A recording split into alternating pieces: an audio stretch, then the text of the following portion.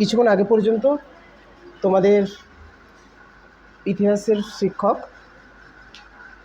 সব কিছু বলেছেন আশা করি, সবটাই, মানে সেমিস্টার বিষয়টা কী, সেমিস্টার সিস্টেমটা কেন চালু হচ্ছে, কেন শুরু হচ্ছে সেমিস্টার সিস্টেমটা। একটাই হচ্ছে কি, কলেজে 23 সাল থেকে সেমিস্টার সিস্টেম শুরু হয়েছে। কারণ সরকারি যে সিলেবাসগুলো রয়েছে তার প্রেক্ষিতে বেসরকারি যে সমস্ত প্রতিষ্ঠানগুলো আছে, শিক্ষা প্রতিষ্ঠানগুলো, সেটা আইসিএসসি হতে পারে, সেটা বা সিবিএসসি হতে পারে, তাদের সাথে একটা একটা মানে একাত্মতা করার জন্য দুটো মানে সেমিস্টার সিস্টেমটাকে চালু করা হচ্ছে। যেহেতু কলেজ অর্থাৎ মানে মহাবিদ্যালয় তোমরা যেখানে উঠবে এরপর মানে এইচএসের পরে, সেখানে যেহেতু সেমিস্টার সিস্টেম শুরু হয়েছে, হঠাৎ করে সেমিস্টার সিস্টেমে না পড়াশোনা করার পরে কলেজে ওঠার পর সেমিস্টার কি সেটা বুঝতে বুঝতে একটা সেমিস্টার অর্থাৎ 6টা মাস কেটে যায়। তো সেই বিষয়টার দিকে মাথায় রেখে 11-12-তেও কিন্তু সেমিস্টার সিস্টেম চালু করেছে এবছর থেকে। যারা বিজ্ঞান বিভাগে ভর্তি হবে তাদের জন্য তো রয়েইছে বিজ্ঞান বিভাগের সমস্ত সাবজেক্টেই পুরোপুরিভাবেই প্রথম সেমিস্টারটা এমসিকিউ, আমরা সবাই জানি বিজ্ঞান বিভাগের সমস্ত সাবজেক্টে 35 নম্বরের এমসিকিউ। আর বিজ্ঞান বিভাগ ছাড়া মানে ইনক্লুড জিওগ্রাফি, ওটা বাদ দিয়ে বাকি যে কটা সাবজেক্ট আছে আর্টসের বা কমার্সের, সেগুলো সর্বদাই কিন্তু বা সবটাই কিন্তু 40 মার্কসের এমসিকিউ। তার সাথে ইতিহাস আর নিশ্চিতভাবে বলেছেন। তো তোমাদের একটা ধারণা যে এমসিকিউ ভালো নাম্বার পাওয়া যায়, পাওয়া যায় তো? পাওয়া যায় না, না? তার মানে তুলনামূলকভাবে কঠিন লাগছে তোমাদের। কঠিনটা তখনই সহজ হবে যদি আমরা বিষয়টাকে, যে সাবজেক্টটা নিয়ে পড়ছি সেটা যদি আমরা পুরোপুরিভাবে সবটাকে বুঝে নিতে পারি। সবটা বুঝে নিয়ে পড়লে দেখবে সেখান থেকে যাবতীয় প্রশ্ন আসুক না কেন, এমসিকিউ এসিকিউ যাই আসুক না কেন, আমরা লিখতে পারবো, আমরা করতে পারবো। তো আজকে তোমাদের একাদশ শ্রেণীর যে বাংলা পাঠ্যসূচি সেটা সামগ্রিকভাবে আলোচনা হবে। স্ক্রিনে দেখো যে বাংলা পাঠ্যসূচির একটা দিক নির্দেশনা আছে।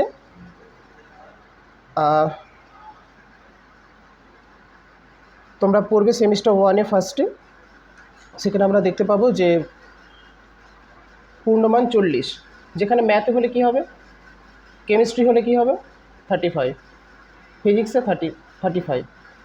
কেন? শুধু কি তাই? হ্যাঁ, প্র্যাকটিক্যাল আছে, প্র্যাকটিকাম আছে, প্রজেক্ট আছে, তার জন্য কিন্তু সেখানে 30 মার্কসে তোমাদের প্র্যাকটিক্যাল থাকে। জানি তো এটা নাকি, আমরা জানি তো সবাই। আচ্ছা, তোমাদের কি কি আছে সেটা একটুখানি লিখে নেবো, আমরা লিখে নেবো, প্রত্যেকে লিখে নেবো। তাহলে প্রথমে আমরা একটা হেডলাইন্স করে নেবো, একাদশ শ্রেণী বাংলা পাঠ্যসূচি বলে লিখব।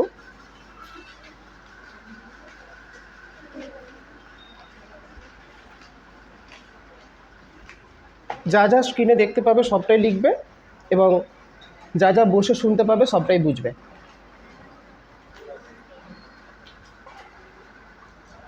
এটা লেখার পরে সেকেন্ড পেজে যাব, সেমিস্টার 1। কেউ এটাকে সেমিস্টার বলতে পারো, কেউ সেমিস্টার বলতে পারো, দে আর সেম। আচ্ছা, সেমিস্টার 1 পূর্ণমান 40।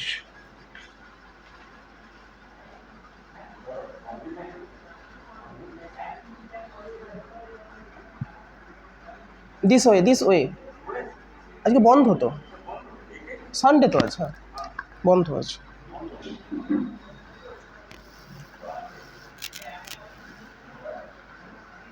আচ্ছা আচ্ছা, এর মধ্যে এই যে পূর্ণমান 40, এর মধ্যে কি কি আমাদের পড়তে হবে এই 6টা মাস জুড়ে? গল্প আছে একটাই, নাম হচ্ছে পুঁই মাচা, লিখেছেন বিভূতিভূষণ বন্দ্যোপাধ্যায়। লিখবে এটা, গল্প বলে পয়েন্ট করব।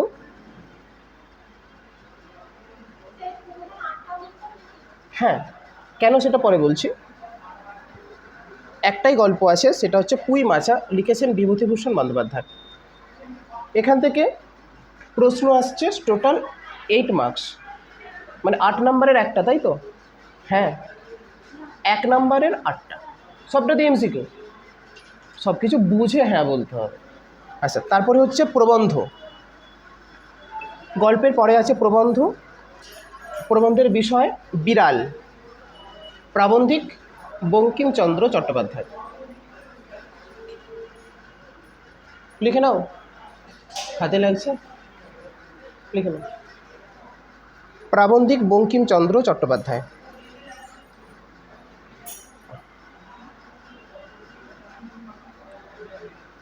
মানে প্রথমে গিয়েছিল গল্প, রিম্পা পূর্ণমান কত ছিল? 8 মার্কস। এখন তারপরে আসছে প্রবন্ধ, পূর্ণমান কত? 5। ওকে, নেক্সট হবে কবিতা। কবিতা কটা দেখতে পাচ্ছ দেখো, গল্প ছিল একটা, প্রবন্ধ ছিল একটা, কিন্তু কবিতা দুটো পড়তে হবে আমাদের। প্রথম কবিতা হচ্ছে ঈশ্বরচন্দ্র বিদ্যাসাগর, কবিতাটার নামই হচ্ছে ঈশ্বরচন্দ্র বিদ্যাসাগর, লিখেছেন মাইকেল মধুসূদন দত্ত। লিখে নাও, লিখো লিখো। আমাদের এই সেমিস্টারে দুটি কবিতা পড়তে হবে। প্রথম কবিতা ঈশ্বরচন্দ্র বিদ্যাসাগর, কবিতার নাম এটা ঈশ্বরচন্দ্র বিদ্যাসাগর। হ্যাঁ, দুটি কবিতা থেকে সামগ্রিকভাবে 7 মার্কসের কোয়েশ্চেন আসবে। আচ্ছা, প্রথম কবিতা ছিল ঈশ্বরচন্দ্র বিদ্যাসাগর, লিখেছেন মাইকেল মধুসূদন দত্ত। দ্বিতীয় কবিতা সাম্যবাদী, লিখেছেন কাজী নজরুল ইসলাম। কাজী স্পেলিংটার দিকে একটু নজর রাখবে, কয়াকার বর্গীয় জয় হর্ষই ছিল, দীর্ঘী ছিল, কিন্তু বর্তমান ক্ষেত্রে 2006 সাল থেকে বানানের সংস্কার হয়েছে, পরিমার্জন হয়েছে, তখন হয়ে গেছে কয়াকার বর্গীয় জয় হর্ষই। কেউ যদি আমরা দীর্ঘী লিখি সেটা ভুল নয়, কিন্তু সেটা নিখুঁত নয় আবার। ওকে, আচ্ছা, তারপরে আছে, তাহলে কবিতা লেখা হয়ে গেছে। পরবর্তী যে অংশটা আমাদের পড়তে হবে প্রথম সেমিস্টারে সেটা হচ্ছে আন্তর্জাতিক গল্প স্ল্যাশ দেওয়া আছে, অর্থাৎ অথবা চিহ্ন দেওয়া আছে, অথবা ভারতীয় কবিতা। এই দুটো জায়গায় পড়তে হবে। এখান থেকে যে কোনো একটা থেকে প্রশ্ন আমাদের লিখতে হবে, যে কোনো একটা থেকে প্রশ্ন। তার মানে কি, দেখো আমাদের আন্তর্জাতিক গল্প, গল্পটার নাম কি দেখো, লেখা আছে বিশাল ডানাওয়ালা এক থুরথুরে বুড়ো, লিখেছেন গাব্রিয়েল গার্সিয়া মার্কেজ। এই মানুষটি লিখেছেন বিশাল ডানাওয়ালা এক থুরথুরে বুড়ো, এই রচনাটা, এটা পড়তেই হবে। তার সাথে আছে ভারতীয় কবিতা, কবিতাটার নাম হচ্ছে চারণ কবি, কবির নাম ভারভারা রাও। এই দুটোই পড়তে হবে, যে কোনো একটা থেকে প্রশ্ন আমাদের বেছে নিতে হবে। পূর্ণমান কত? 5। 5 মানে সর্বমোট 5 মার্কসের এখান থেকে প্রশ্ন আসবে, সবটাই আমরা জানি এমসিকিউ। আচ্ছা রিম্পা, এই ক্ষেত্রটা বোঝা গেল কি দেখো তো, এখানে দুটোই আমাদের প্রশ্ন অ্যাটেন্ড করতে হবে কি এর শূন্য, যে কোনো একটা, তাই তো? কিন্তু দুটোই পড়তে হবে দুটোই, যে কোনো একটা থেকে প্রশ্ন আমাদের অ্যাটেন্ড করতে হবে। তুমি একটা কাজ করতে পারো, আমরা সবাই মিলে ধরো আমরা মানে আন্তর্জাতিক গল্প থেকে 3 মার্কস অ্যাটেন্ড করলাম, আর কবিতা থেকে 2টা অ্যাটেন্ড করলাম, তাহলে আমার 5 মার্কস হয়ে গেল। অথবা দেওয়া থাকবে, যে কোনো একটা তোমাকে করতে হবে। তাহলে মিটে গেল এই পোর্শনটা, ঠিক আছে? তাহলে প্রথমে ছিল আমাদের গল্প, গল্পের নাম ছিল পুঁই মাছা, লিখেছিলেন বিভূতিভূষণ বন্দ্যোপাধ্যায়। নাম্বার 2 ছিল প্রবন্ধ, প্রবন্ধের নাম ছিল বিড়াল, লিখেছেন প্রাবন্ধিক বঙ্কিমচন্দ্র চট্টোপাধ্যায়। আর তৃতীয় অংশ ছিল আমাদের কবিতা, কবিতা ছিল দুটি, একটি ছিল ঈশ্বরচন্দ্র বিদ্যাসাগর, লিখেছেন মাইকেল মধুসূদন দত্ত। আর দ্বিতীয় কবিতা ছিল কি, হ্যাঁ, সাম্যবাদী, লিখেছেন কাজী নজরুল ইসলাম। তারপরে আমরা দেখলাম আন্তর্জাতিক গল্প, ভারতীয় কবিতা, যে কোনো একটা অ্যাটেন্ড করতে হয়, এখান থেকে পূর্ণমান 5 আসছে। আচ্ছা, তারপরে আছে ভাষা। পরবর্তী অংশ হচ্ছে ভাষা থেকে আমাদের পড়তে হবে। ভাষা থেকে থাকবে 10 মার্কস, 10 নম্বরের কিন্তু ভাষা থেকে পড়তে হবে।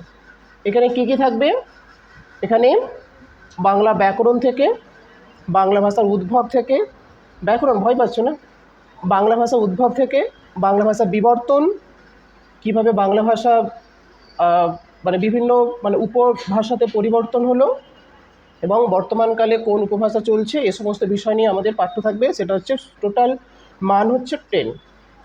ওকে, এর সাথে মানে তারপরে থাকবে আরেকটা পোর্শন, সেটা হচ্ছে একটা বই থেকে, তোমাদের টোটাল 2টো বই, আরেকটা বই থেকে থাকবে কি বাংলা শিল্প সংস্কৃতির ইতিহাস, এটাও লিখে নাও।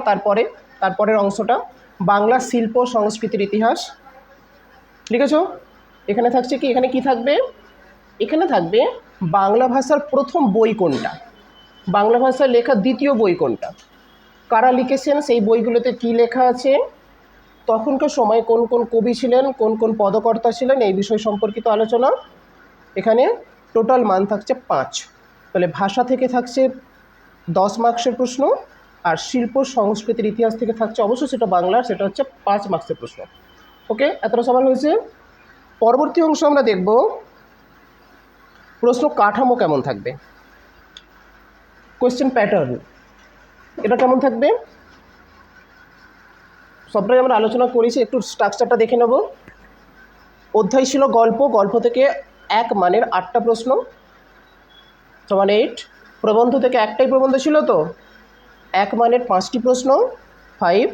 কবিতা ছিল কটা? 3টে, একদম 2টো কবিতা ছিল, 2টি কবিতা থেকে 1 মানের 7টি থাকছে সমান 7। আর একটা পোর্শন ছিল, আরেকটা অংশ ছিল আন্তর্জাতিক কবিতা ও ভারতীয় গল্প, সেখান থেকে 5 মার্কসের 1 নাম্বার করে প্রশ্ন থাকছে, টোটাল 5। যে কোনো একটা অ্যাটেন্ড করতে হবে, তাই তো? এটা মাথায় রাখতে হবে, 2টো দেওয়া থাকবে, যে কোনো একটাকে অ্যাটেন্ড করতে হবে, তাই তো? বলো, 2টোই অ্যাটেন্ড করতে হবে তো? যে কোনো একটা, 2টোর মধ্যে যে কোনো একটা, 2টোই পড়তে হবে। আন্তর্জাতিক কবিতা, ভারতীয় গল্প, এই পোর্শনটা আমি আরেকবার দেখাচ্ছি তোমাদের, এই জায়গাটা বুঝতে পারলে না বোধহয়। দেখো এই জায়গাটা, আন্তর্জাতিক গল্প স্ল্যাশ দেওয়া আছে অথবা ভারতীয় কবিতা, ঠিক আছে? যে কোনো একটা থেকে অ্যাটেন্ড করতে হবে, 2টোই পড়তে হবে। আচ্ছা, তাহলে প্রশ্নের কাঠামোটা আরেকবার চলে আসবো। আর আন্তর্জাতিক কবিতা, ভারতীয় গল্প থেকে 1 মানের 5টা সেট থাকছে। আচ্ছা, নেক্সট থাকছে ভাষা থেকে। ভাষা থেকে কোনো এসিকিউ নয়, শর্ট টাইম কোয়েশ্চেন নয়, পুরোপুরিভাবেই 1 মানের 10টি এমসিকিউ। ওকে, আর তারপরে বাংলা ভাষার ইতিহাস, বাঙালিদের ইতিহাস সম্পর্কিত, শিল্প সংস্কৃতি ইতিহাস, সেখান থেকে থাকছে 1 মানের 5টি সেট প্রশ্ন 5 মার্কসের, টোটাল হচ্ছে 40। ওকে, আচ্ছা, এবার একটা প্রশ্ন থেকে যাচ্ছে যে সবটাই কিন্তু এমসিকিউ, সবটাই এমসিকিউ, কোনো প্রকার মানে লিখতে হচ্ছে না আর কি, সবটা শুধু গোল পাকানো বা টিক চিহ্ন দেওয়া। সেটা কী হবে সেটা পরবর্তীকালে ঘোষণা করবে তোমাদের বোর্ড। তোমাদের বোর্ড না কাউন্সিল? হ্যাঁ, নো, কাউন্সিল। তোমাদের 11-12 council, West Bengal Council of Higher Secondary Education, এতক্ষণ পর্যন্ত তোমরা বোর্ডের আন্ডারে পরীক্ষা দিতে। একটা বোর্ড ছিল, মানে বোর্ড বলতে আমার লেখার বোর্ড নয়, একটা কয়েকজন গভর্নিং বডি ছিল, তারা পরীক্ষাগুলোকে ব্যবস্থা করতো। কিন্তু এখন সেটা কাউন্সিল হয়ে গেছে, মানে আরেকটু হায়ার সেকশন, তারা তোমাদের পরীক্ষাগুলোকে কন্ডাক্ট করবে। এই হচ্ছে আমাদের টোটাল বাংলা সিলেবাস, ঠিক আছে? আজিজ, কবিতা কিছু পড়াবো, কী কী কবিতা আছে একবার দেখবে, কী কী আছে একটু বইটা দেখাবো, যা বলবে তাই। যা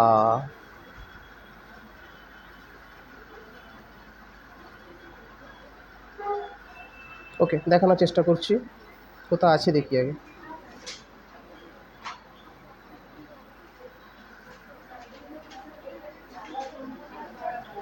হুম, কি বুঝতে পারছি না।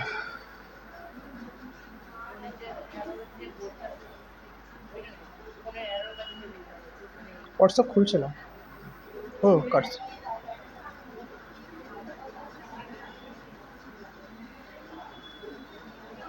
বইটা আবার দেখাচ্ছি, তোমরা বই পাওনি তো এখনো?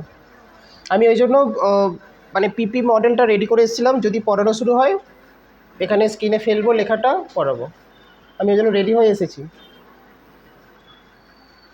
এবার যেটা থাকবে, সিস্টেম থাকবে, এতে বইটা একবার দেখায়, মানে 11-12 বাংলা বইটা। ওকে, আছে আমার ফোন থেকে।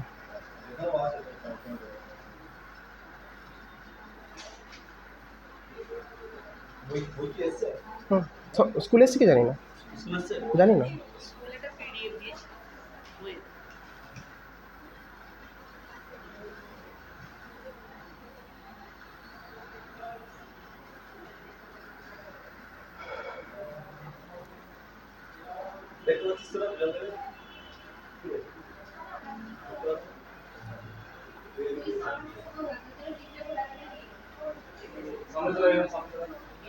এই হচ্ছে তোমাদের বইটা।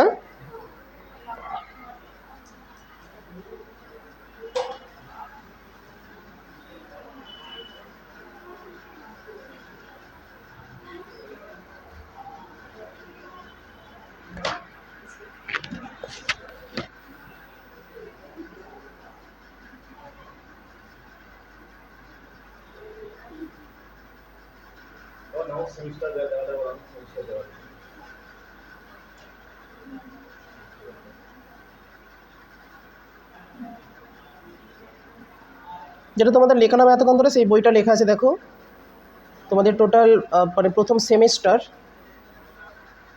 পূর্ণিমাশা বিভূতিচন্দ্র বন্দ্যোপাধ্যায়, মানে আমাদের মানে বিভূতিভূষণ বন্দ্যোপাধ্যায়, প্রবন্ধ বিড়াল বঙ্কিমবাবু, কবিতা ঈশ্বরচন্দ্র বিদ্যাসাগর, সাম্যবাদী আন্তর্জাতিক গল্প কবিতা এখান থেকে দেওয়া আছে। আর ভাষাটা এটা হচ্ছে গল্প, প্রথম গল্প পুইমাচা, বিশাল বড় গল্প, কিন্তু ভালো লাগবে তোমাদের মতো মানে বয়সী ছেলেমেয়েদের এটা ভালো লাগবে। একটা কবিতা যদি শুরু করা যায় তো করা যেতে পারে, অনেক বড় গল্প এটা।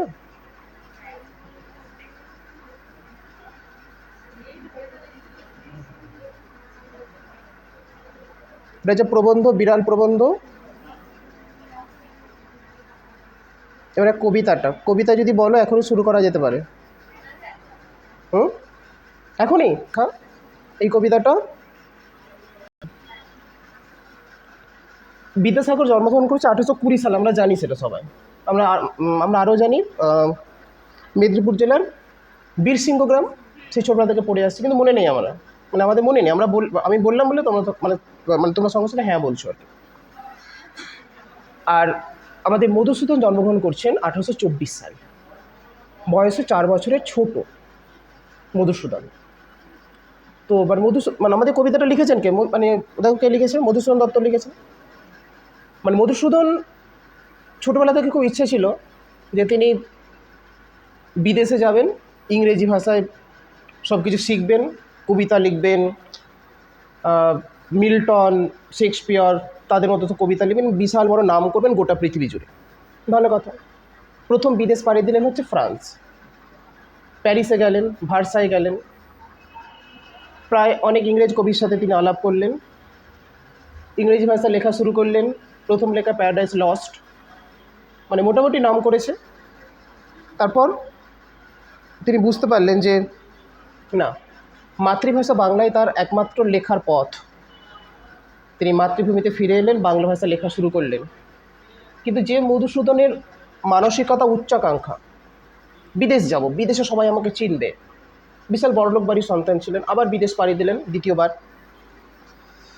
পাড়ি দেওয়ার পর বিবাহ সূত্রে বন্ধন হলেন, মানে আবদ্ধ হলেন, বিবাহ করলেন, অনেক কিছু ব্যাপার ঘটল। মানে তিনি এতটাই হাত খোলা ছিলেন আর কি, মানে দানশীল অতটা বলবো না, কিন্তু একেবারেই ধরো মানে বেহিসাবি।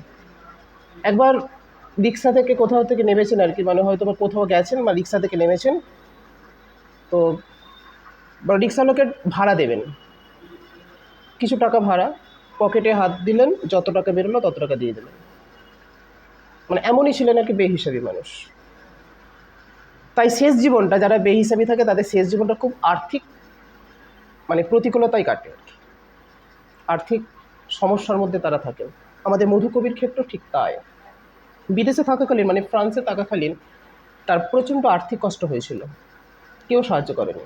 তখন তিনি ফ্রান্স থেকে চিঠি লিখছেন এই বিদ্যাসাগরকে, বন্ধু প্রতিম বিদ্যাসাগরকে চিঠি লিখে তার অবস্থার কথা জানাচ্ছেন। বিদ্যাসাগর দয়ার সাগর, তাই তিনি লিখেছেন কবিতাটা, এখানে তাকে নিয়ে লিখেছেন। মানে কী করলেন, মানে মধুসূদনের সমস্ত অপ্রকাশিত কবিতা যেগুলো এখনো প্রকাশিত হয়নি, সেই কবিতাগুলো তিনি কী করলেন, ছাপানোর ব্যবস্থা করলেন। ছাপিয়ে যে টাকাটা পেলেন সেটা আমাদের মানে মধুসূদনকে পাঠালেন। ভীষণ অবাক হয়েছিলেন, ভীষণ খুশি হয়েছিলেন, এবং শ্রদ্ধায় তার মাথা নত হয়েছে বিদ্যাসাগরের কাছে। লিখে ফেললেন কবিতাটি ঈশ্বরচন্দ্র বিদ্যাসাগর। এই হচ্ছে তার কবিতা। মানে একজন মানুষ সাহায্য করেছেন, তার প্রতিদান দেওয়া যায় না সাহায্যের, কবিতাটা লিখলেন ঈশ্বরচন্দ্র বিদ্যাসাগর। বুঝতে পারছো? আজকে তো পড়া হবে না, বাকিটা পরের ক্লাস, এতটাই থাক।